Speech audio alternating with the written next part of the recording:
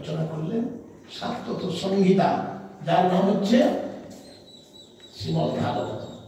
তিনি রচনা করলেন বদরিকাশ্রমে নির্মল হৃদয়ে তিনি রচনা করলেন।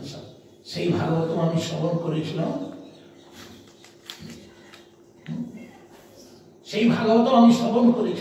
কোথায়?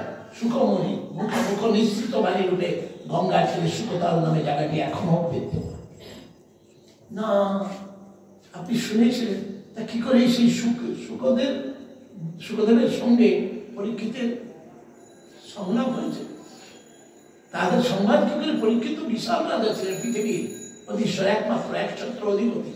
তার এমন ভাবে, আর সুখমণি যিনি গোদহন কাল মাত্র, সাধু গৃহস্থের ঘরে কতক্ষণ থাকে? আমরা যদি ভালো করে পাই না, ভালো করে কয়েকদিন থাকি, গুরুদেব আর কয়েকদিন থাকুন, ঠিক আছে। বড় বড় ছাড়াটা কোথা দিয়ে আসে? হ্যাঁ, মনে ভাবছি যে কয়টা দিন খেয়ে নেই, তারপরে যাই। কিন্তু বাস্তব সাধু গোদহন কাল, গাভী দুইতে যতক্ষণ সময় লাগে তার বেশি সংসারে এসে থাকে। তার উদ্দেশ্য সাধুর একমাত্র প্রয়োজন কি? তাকে আত্যন্তিক কল্যাণ লাভের উপদেশটি দিয়ে আমাকে চলে উপদেশ দিলে। আর এখন ব্যস্তে যখন প্রশ্ন আসলো, প্রশ্ন আসতে এখন বলছে কে? শোনো, সুতমুনি ব্রহ্মনদ্যাং সরস্বতী আশ্রমে পশ্চিমে তটে সম্যাপ্রাস ইতি প্রক্ত ঋষিনাম সত্য। গঙ্গার তীরে সেই আশ্রম পশ্চিম তটে সম্যাপ্রাস নামক স্থানে তিনি বাসদেব এই শ্রীমদ্ ভাগবত রচনা। এখন কি হবে? ভাগবত রচনা করে যে শুনেছিলাম, ঘটনাটা কি করে হলো না? চলুন, কোথায় যাব?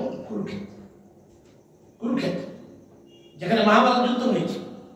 যুদ্ধের অন্তিম দশায় ভীম আর দুর্যোধনের গদা যুদ্ধ হয়ে দুর্যোধনের উরুভঙ্গ করে দুর্যোধন পড়ে থাকে। ব্যাস, পড়ে থাকে, ছটফট করতে যে ভীম তার যে প্রতিজ্ঞা পালন করেছে, ছটফট করতে করতে অশ্বত্থামা 3 জন বেঁচেছিল। অশ্বত্থামা পিতরব্রহ্ম, আরেকজনকে 3 জন কৃপা আছে। বাকি বললো, হাত তুলে দেখি, 3 জন বেঁচেছে। তারা এখন কি করলো? অশ্বত্থামা কি হবে এইরকম? দেখো, ক্রোধ কাকে বলে? ক্রোধ অহংকার থেকে সৃষ্টি হয়ে মৃত্যুতেই বিনাশ। 100 ভাইকে হারিয়ে, 99 ভাইকে হারিয়ে দিয়েছে, এবং অন্তিমে নিজে মৃত্যুসজ্জায় তখন তার ক্রোধ যায়নি। বলছি, তুমি পাণ্ডবকে বধ করো, আমি মরার আগে অন্তত পাণ্ডবের 5টা মাথা আমি দেখতে চাই। দেখো, যাকে রাখে অনন্ত, কি করে পারে বলবন্ত? কোন বলবান আছে? যাকে রাখে সেই মান আছে। অশ্বত্থামা ভ্রমে গিয়ে দ্রৌপদীর 5 পুত্রকে বধ করে, দুর্যোধনকে বধ করে, মাথা যখন নিয়ে এসেছে, তখন এই মাথা ভীমের, তার 100 গোদা আমি মেরেছিলাম, তার মাথায় কিছু হয়নি, আরে মাথাটা ধরে চেপে দিলাম। হায় হায়, কি করেছ? আরে এই যে দ্রৌপদীর পঞ্চপুত্র, সেই পরিতাপে সে শরীর ত্যাগ করলো। অশ্বত্থামার লজ্জায় কি হবে? এখন পালিয়ে যাচ্ছে। দ্রৌপদীর কান্না শুনে অর্জুন বলে, এই অস্ত্রটা কার? এই তো দ্রোণপুত্র, গুরুপুত্র। ঠিক আছে, তুমি কান্না করো না, তাকে আমি নিয়ে আসছি। সেই গুরুপুত্রের মাথাটা নিয়ে আসলে তাদের সঙ্গে আমার ছেলেগুলো সৎকার। ভগবান, চলো চলো চলে যান।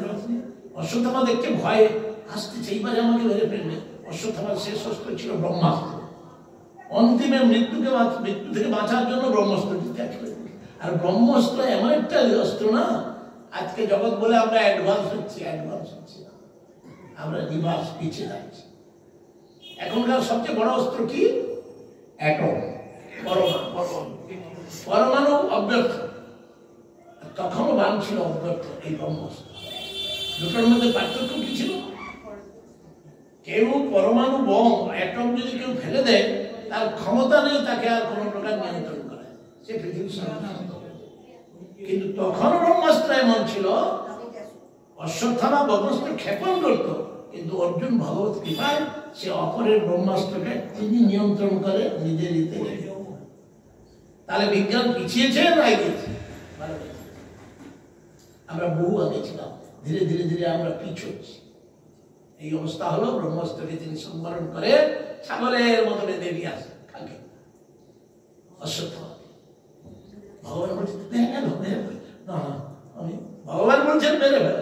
অর্জুন মানল না, নিয়ে আসলাম। যুধিষ্ঠিরকে বললেন একে এখনই বধ করো, বলে আমি বধ করতে পারি না। কেন? না, অপরাধ কার কাছে করেছে? দ্রৌপদীর কাছে। দ্রৌপদীকে কেন? দ্রৌপদী মাতা তিনি, দেখুন কেমন মাতা, ভগবানের ভক্ত। 5টি পুত্র সঙ্গে সঙ্গে নিধন হয়েছে, রক্ত চতুর্দিকে ছড়িয়ে আছে। যখন দ্রৌপদী বলে কি শাস্তি হবে, না মুচ্যতা মুচ্যতা, একে খুলে দাও খুলে দাও। গুরুপুত্র সে, গুরুপুত্র ব্রাহ্মণ, সে ব্রাহ্মণের দণ্ড হতে পারে না। কেন? না যে 5টি পুত্রের শোকে আমি জর্জরিত, তার তো একমাত্র একটাই পুত্র আছে, কে? এর মাথা। সে একটা পুত্রের সে দুঃখটা সইবে কি করে? দেখুন সাধুর চিন্তা, যে দুঃখ আমি পাচ্ছি জগতের মানুষ যেন দুঃখ না পায়। সাধু দুঃখিত কেন? আমি আগে বলেছি, কালকে আর বলা হয়েছে। সাধু এই জগতে দুঃখিত কেন? সবচেয়ে বড় দুঃখী যদি থাকে এই জগতে একমাত্র সাধু। কিসের জন্য? জীবের দুঃখ দেখে। জীবের কি দুঃখ? জীব যে ভগবানের বহির্মুখ হয়ে প্রতি মুহূর্তে নরক যন্ত্রণা ভোগ করতেছে, তাদের দুঃখী সাধু। তাই সাধু নিজের মহন্ত স্বভাব হয়, তার কার্যে পাবর নিজ কার্য নাই তো জান।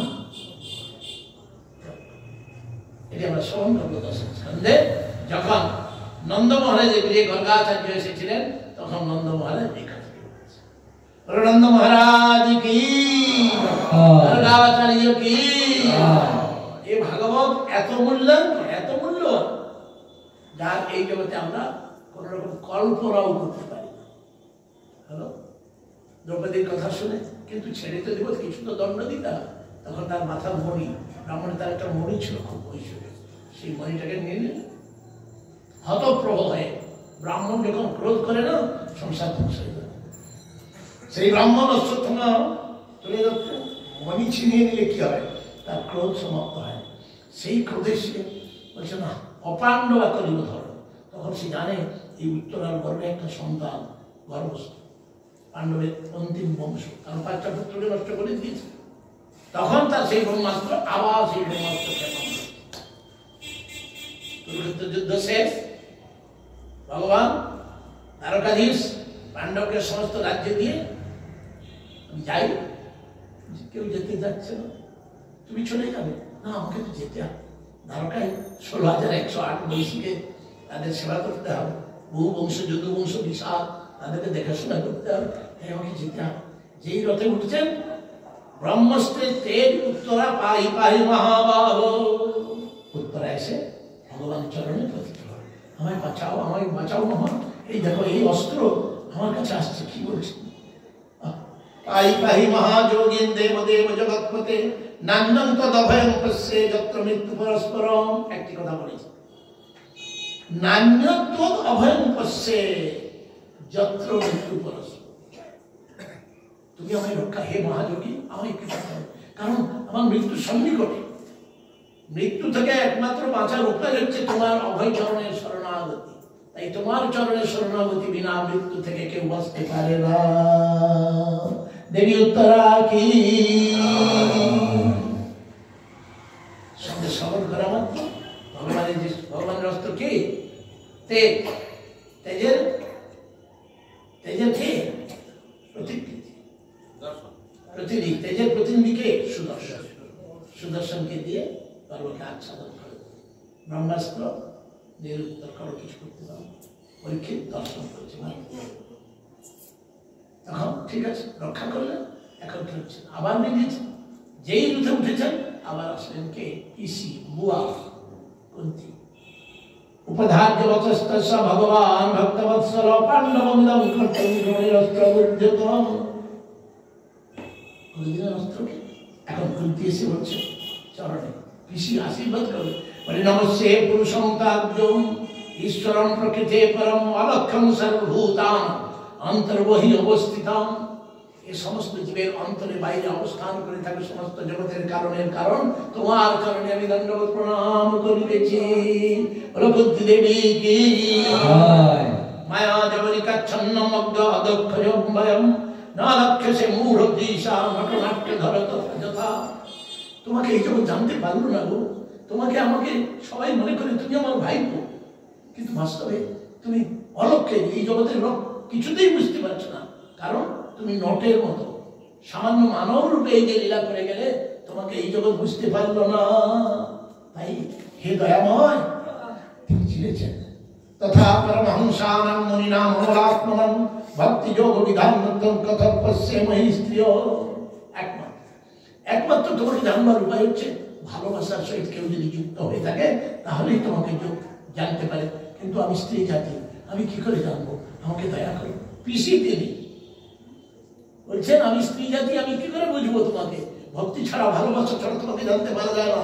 তাই এই কয়েকটি শ্লোক তিনি বলেছিলেন, আপনারা আমার সঙ্গে বলার চেষ্টা করুন। কৃষ্ণায় বাসুদেবায়, কৃষ্ণায় বাসুদেবায়, দেবকী নন্দনায় চ, দেবকী নন্দনায় চ, নন্দ গোপ কুমারায়, নন্দ গোপ কুমারায়, গোবিন্দায় নমো নমঃ,